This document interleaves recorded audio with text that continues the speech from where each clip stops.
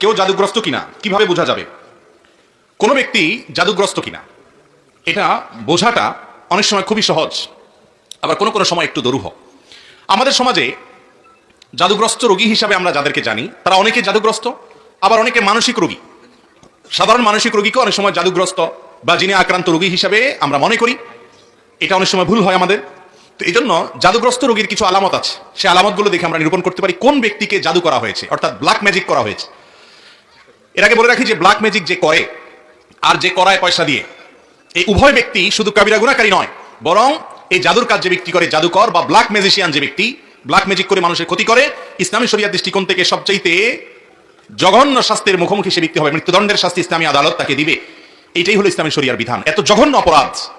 আর জাদুর বাস্তবতা এটাকে আমাদের অনেক তথাকথিত বিজ্ঞান মনস্ক ভাইয়েরা অস্বীকার করেন। তারা বলে অলৌকিক বলতে কোনো কিছু নাই, তারা অলৌকিকতাকে অস্বীকার করেন।